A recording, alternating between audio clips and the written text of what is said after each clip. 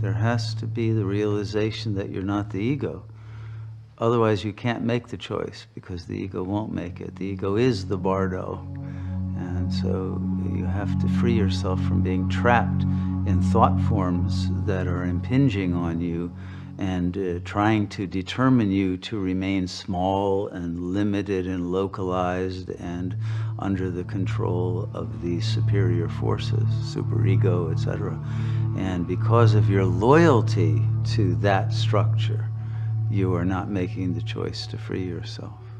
So the loyalty to a given identity, in part the fear of the unknown. If you're not this, who are you? There's just emptiness. And so you have to be able to go through the emptiness to find the light and then realize who you are.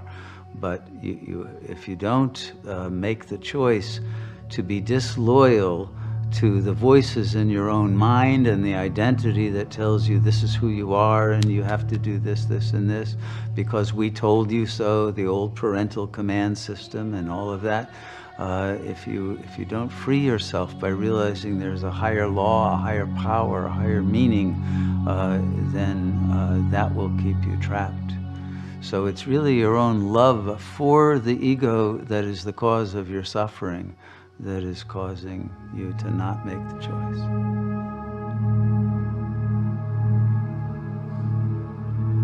That's why the soul has to be extracted sufficiently in meditation through silence to be able to make the choice when the ego mind is not impinging on you and keeping you in a hypnotized state of belief that you are its thoughts.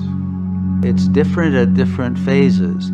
When the Annamaya kosha is first left, the entity that is swirling around in this plane is the Pranamaya kosha. That becomes the vehicle.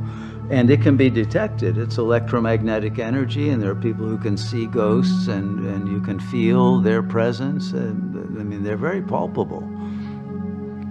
At the next phase, you go into the Manomaya kosha. Then you're in pure mind. Now you're in bardos that are much more subtle, and your form will shift like they were trying to depict it, as it will in a dream, and you can have any different form. And then beyond the Manomaya kosha, if you get beyond that, then you're in the archetypal realm, and then you're with the gods and the goddesses, but also the monstrous archetypes, etc. But it's now it's a whole different superhuman level of reality. If you can get beyond that, then you enter into the light. But as they were saying, you can get caught in a light that is not the highest light, but is one that will take you into a temporary bardo where you'll feel like a god, but you'll end up going back. And so you have to go all the way through the emptiness, beyond that light, to the absolute, where there is no duality any longer. So there's no one then choosing. You are the source that you've been drawn to. But if you take the gradual path through these, you have to go through all 7 bodies. And that will include the Sutratma and the Mahasutratma. You'll travel the universe. You'll see your past lives. You'll be aware of the whole karmic trajectory, but you don't want to be caught up in that and then have to just take another life in accord with that trajectory.